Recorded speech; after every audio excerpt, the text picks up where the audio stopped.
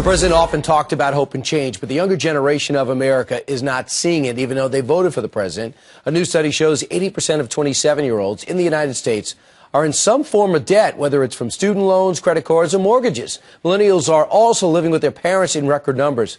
So why is the younger generation seemingly in so much trouble? And do the president's policies have anything to do with it? Let's ask someone who probably knows. Catherine Timfey, reporter with campusreform.org. Catherine, what is your sense on this study? Does this seem right to you from the people you talk to?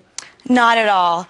Basically, it's almost impossible for a young person to really be independent. They go away to school. I talk to a lot of college students who are so excited and have all these big ideas, only to have to go back home and live with their parents in the same bedroom with a diploma on the wall reminding them of their debt. Yeah, they say 54% are making less than $25,000 a year. Here's an example of a recent study. It shows 80% of the 27 years old are in debt, but 42% are now living with a spouse or a partner. 23% are living with their parents. 19% living alone. In terms of back home with your parents, that's an increase of 36%. That's huge, and Obama doesn't really seem to be doing anything to want to change that. He keeps offering handouts. He says if you're 20 or younger than 26, such as myself, you're an adult child, you can stay on your parents' insurance. Don't worry, I'll take care of you. I want a president who believes in the abilities of young people, not just saying, don't worry, I won't leave you because I know you need me. Seems kind of arrogant. Right. So if you take a study of 26-year-olds who are hard to catch up to, but they say this: 60% have student loans. You have 54% making less than $25,000, and 13% not working at all. That last number is the most disturbing because you could be making a low salary, but if you're on the right career path, that's okay.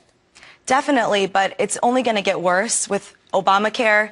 Is designed to make young people pay for it, for young people who are healthy to pay for the older and sicker.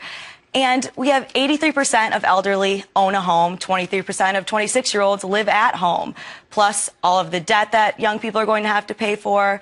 Unemployment is not going to go away, especially if we hike the minimum wage. Student loans, he's made tens of billions of dollars off of student loans. All of these policies are just hurting young people over and over again. Right. So if you have that high number not getting on track, in the big picture, do you feel as though that money will go to graduate school because of that and are choosing to stay in education because it seems kind of scary out there? It seems so, and then there's just more and more debt added. Basically, the more you get the federal government involved in student loans, tuition rises, more and more people are staying in school, and they don't have money to stay in school, so they're just adding more and more student debt. It's going to be getting worse and worse, I think. So many, if you see, you have two things. The health care program needs young people to pay into it. However, you could also stay in your parents' insurance until you're 26. What have you discovered, unofficially or officially, with campusreform.org? Are many choosing to stay with their parents and stay on those plans? I've talked to a lot of students who can't afford, their parents can't afford, rather, to keep them on their plan. A lot of these students had student health insurance through the colleges, and guess what? Those plans were canceled because they weren't compliant with Obamacare. All right, some ominous findings from the next generation of our workforce. Catherine Tim, thanks so much. Thanks for having me. All right.